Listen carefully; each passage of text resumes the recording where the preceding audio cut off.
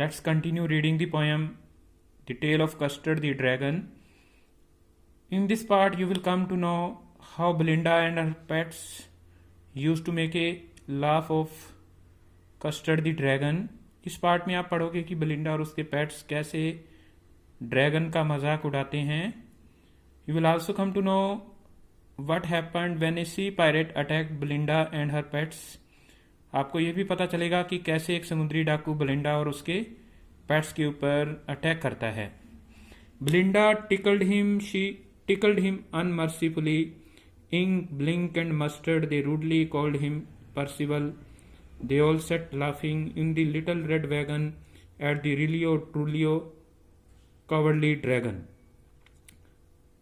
So Belinda used to make a laugh of Custard the Dragon.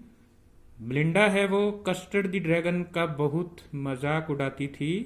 Tickled का मतलब होता है स्क्रैच करना, उसको उसकी गुदगुदी करती थी. हिम किसके लिए आ रहा है? कस्टर्ड दी ड्रैगन के लिए आ रहा है. यहां पर ड्रैगन के लिए आ रहा है.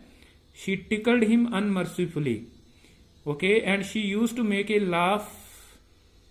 She use to make him laugh without mercy. वो उसका बहुत ज्यादा मजाक उड़ाती थी. Ink, blink and mustard, they rudely called him परसिवॉल.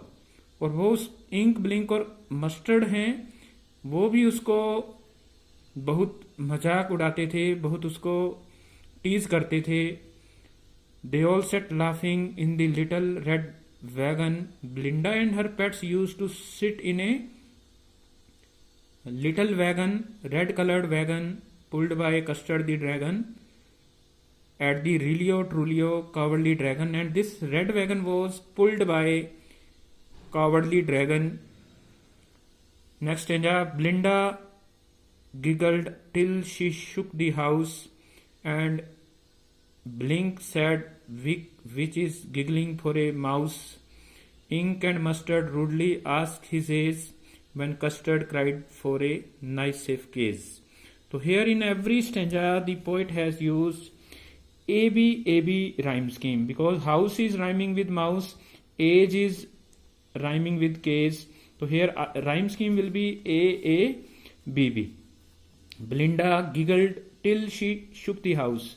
Belinda used to laugh at the cowardly dragon till the house was shook. Okay. Ink said, which is giggling for a mouse. और ink भी बहुत ज्यादा उसका मजाक उड़ाता था. Ink and Blink also used to make a laugh of the cowardly dragon. Ink and Mustard rudely asked his age.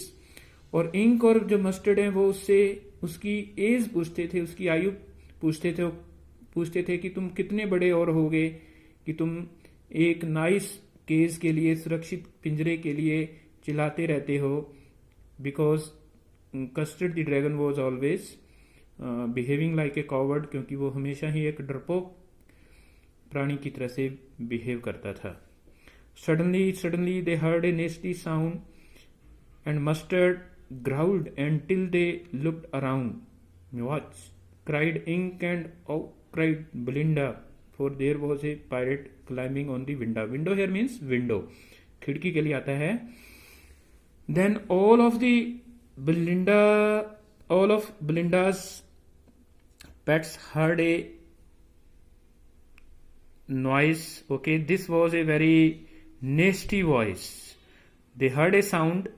This sound was very dangerous, very bad, very disturbing. उन्होंने एक आवाज सुनाई दी जो कि बड़ी ही डरावनी आवाज थी, भद्दी आवाज थी.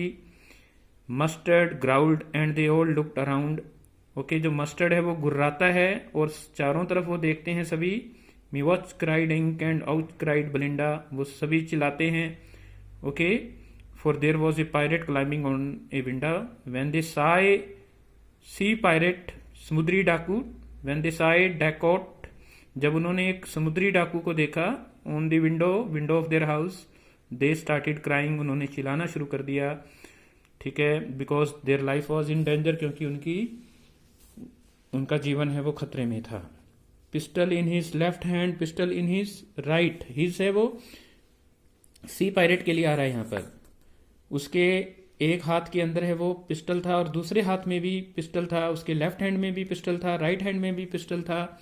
And he held in his teeth a cutlass bright, cutlass का मतलब सॉवर्ड होता है, तलवार होता है। And there was a sword, he was carrying a sword in his teeth, उसके दांतों के अंदर है वो एक सॉवर्ड थी, ठीक है, कटलेस था, तलवार थी, और वो भी चमक रही थी, ब्राइट कलर की थी।